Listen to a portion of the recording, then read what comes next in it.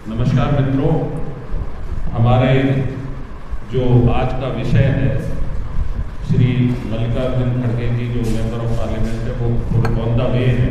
उससे पहले एक बहुत महत्वपूर्ण और ब्रेकिंग खबर है कि दिल्ली के सरकार के मिनिस्टर राजेंद्र पाल गौतम जी ने रिजाइन किया है और उस विषय पर काफ़ी साथियों की डिमांड थी।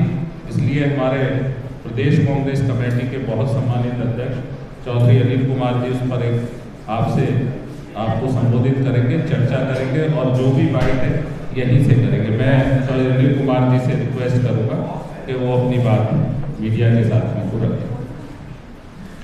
नमस्कार साथियों, दिल्ली सरकार के एक और आज मंत्री ने इस्तीफा दिया है और एक बार फिर ये सिद्ध हो गया है कि पिछले लगभग 8 सालों के अंदर जो हम बार बार आप लोगों को अवगत कराते हैं, पिछले 8 सालों में लगभग 80% मैं बार बार बोलता था, अब ये 80% से ज़्यादा ये प्रतिशत हो गया है।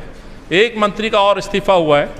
पूर्व में जिस तरह से 2 कानून मंत्री, पूर्व में 2 खाद्य मंत्रियों ने इस्तीफा दिया, उसी के तहत आज शायद बाल विकास मंत्री राजेंद्र पाल गौतम को भी इस्तीफा देना पड़ा उनके अपने आचरण व्यवहार के वजह से।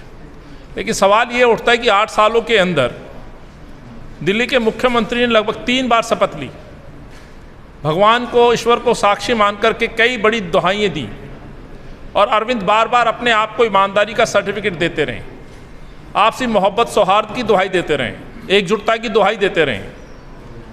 लेकिन उनकी कथनी और करनी का फर्क लगभग पिछले 1-1.5 साल में तो साफ तौर पर दिखाई पड़ता है कि अरविंद जो कहते हैं उनके फैसले और उनका जो अपना चरित्र उसके विपरीत है। कई ऐसे अवसरों पर ये हम आपके माध्यम से दिल्ली की जनता को सिद्ध कर पाए, खासतौर से भ्रष्टाचार का इशू। राजेंद्र पाल गौतम का तो इस्तीफा होता है, लेकिन प्रश्न ये है कि दिल्ली की जनता जो आज पूरी तरह से मान चुकी है, ना केवल अरविंद के मंत्री, वित्त मंत्री कहें, शराब मंत्री कहें मनीष सिसोदिया, बल्कि उनके कई ऐसे विधायक हैं जो शराब माफिया के साथ आरोपों में लिप्त हैं। तो अरविंद कब उन मंत्रियों के ऊपर, उन विधायकों पर इस तरह की कार्रवाई करेंगे? कई ऐसे विधायक हैं जिन पे संगीन आरोप है और खासतौर से मैं आपका जो ध्यान है दिल्ली के शराब मंत्री मनीष सिसोदिया की तरफ ले जाना चाहता हूं। पूरी तरह से सिद्ध हो चुका है कि मनीष सिसोदिया शराब माफियाओं के साथ मिलकर के दिल्ली के अंदर दिल्ली को बेच डालते हैं और एक के बाद ये परतें खुलती जा रही हैं। जब अरविंद के सामने पूरे तथ्य आ चुके हैं, अरविंद उनको बचाने की पूरी कोशिश कर रहे हैं और हमारी ये निरंतर मांग है, ईडी पुलिस जब कार्रवाई करेगी गिरफ्तारी की तब गिरफ्तार होंगी, लेकिन पहले दिल्ली के मुख्यमंत्री को इस पर जवाब देना चाहिए कि वो सिसोदिया को कब अपने इस मंत्रिमंडल से बर्खास्त करेंगे। सत्येंद्र जैन जो अब तक ईडी की गिरफ्तारी में है, जेल में है, आज तक उनको मंत्री का ओहदा किस बिहार पे दिया हुआ है, यह भी एक बड़ा प्रश्न है। राजेंद्र पाल गौतम आज अपना इस्तीफा देते हैं तो सिसोदिया और सत्येंद्र जैन कब अपने पद को छोड़ेंगे, और यदि वो पद नहीं छोड़ते हैं तो कब अरविंद केजरीवाल उनको उनके पद से बर्खास्त करेंगे? ये मेरा सवाल है अरविंद से। भ्रष्टाचार पर जीरो टॉलरेंस की बात करने वाला आज मुख्यमंत्री जवाब नहीं देते हैं। कई बड़े संगीन आरोप हैं। डीटीसी बस घोटाले का मामला है, शौचालय के डूसिप के जो शौचालय हैं उनके भ्रष्टाचार की कंप्लेंट हमने दी, हमारी जानकारी में पता चला है कि उस पर भी इंक्वायरी शुरू हो गई है। पेंशन घोटाला है, तो कई ऐसे मसले चल रहे हैं। तो हमारी ये मांग है अरविंद केजरीवाल पहले सिसोदिया को बर्खास्त करें, सत्येंद्र जैन को बर्खास्त करें और एक बार फिर ये कहते हुए कि पूरी की पूरी सरकार, अरविंद सरकार और अरविंद पूरी तरह से अपने विधायक और मंत्रियों के साथ भ्रष्टाचार में लिप्त है और अरविंद को इस पे भी पूरी तरह से दिल्ली की जनता के सामने तस्वीर सामने रखनी चाहिए, अपना रुख स्पष्ट करना चाहिए कि कब सिसोदिया इस्तीफा देंगे। धन्यवाद। आपको लगता है कि गुजरात विधानसभा चुनाव के चलते ये इस्तीफा हुआ है, ज्यादा प्रभाव उसका है, इस वजह से उन्होंने इस्तीफा किया है? देखिए, अरविंद जिस तरह से पिछले लगभग 6 महीने में बयानबाजी करते रहे, याद होगा जब शराब के आरोप लगने शुरू हुए और जब उनके आरोपों पर जांच हुई, सच्चाई सामने आने लगी तो अरविंद ने नए नए बहाने, नए नए आरोप बल्कि विपक्ष पे लगाने शुरू किए और अपने मंत्री को बचाने के लिए भारत रत्न देने तक की बात कर डाली। भ्रष्टाचार में भारत रत्न दिया जाएगा तो मुझे लगता है पहला भारत रत्न शायद मनीष सिसोदिया को दिया जाएगा। फिर इंटरनेशनल मीडिया का उदाहरण दिया गया, खबरों का उदाहरण दिया गया, स्पेशल सेशन लगाया गया।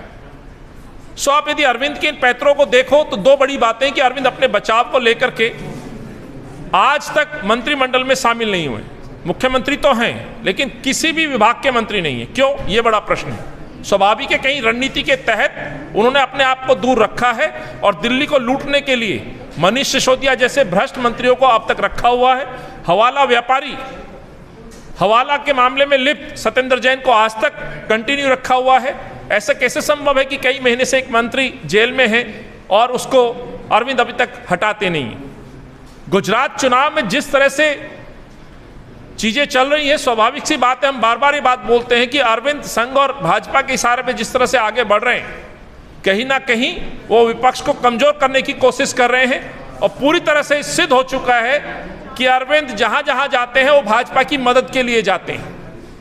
यही कारण है, आप देखें उत्तराखंड देखिए, गोवा देखिए और शायद वही भूमिका में गुजरात में वो अपना रोल अदा करना चाहते हैं। गुजरात में जब वो बात करते हैं, बहनों से बात करते हैं, बहनों को नए सपने दिखाते हैं, तो उन बहनों को ये नहीं बताते, गुजरात की बहनों को, कि आपने दिल्ली के अंदर महिलाओं को परेशान कर डाला, आपने दिल्ली को शराब की राजधानी बना दिया। आज सबसे ज्यादा विरोध किसी का है दिल्ली में तो महिलाओं का विरोध है अरविंद के प्रति, युवाओं का विरोध है रोजगार को लेकर के, दिल्ली के बिगड़ते हुए स्वरूप का विरोध है।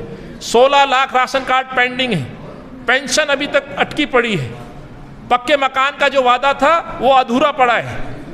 मैंने देखा आज स्लम के अंदर एक फेस्टिवल शुरू करने जा रहे हैं, कुछ वहां पे नाटक और कुछ तरह के आयोजन करने जा रहे हैं।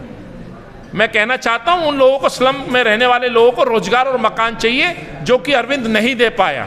इसलिए गुजरात में जिस तरह की वो भूमिका अदा कर रहे हैं, साफ तौर पे सिद्ध हो चुका है कि भाजपा उनका प्रयोग कर रही है। लेकिन गुजरात के लोग गांधी की मिट्टी से आते हैं, वो समझदार हैं और अरविंद से सवाल जरूर पूछेंगे कि आम की बात करने वाला व्यक्ति आज खास बन के गुजरात की मिट्टी पर उतरता है, गांधी को ना मानने वाला व्यक्ति गुजरात में जाकर के गांधी को याद करता है, तो कई ऐसे प्रश्न हैं जिनका जवाब गुजरात के लोग अरविंद से मांगेंगे।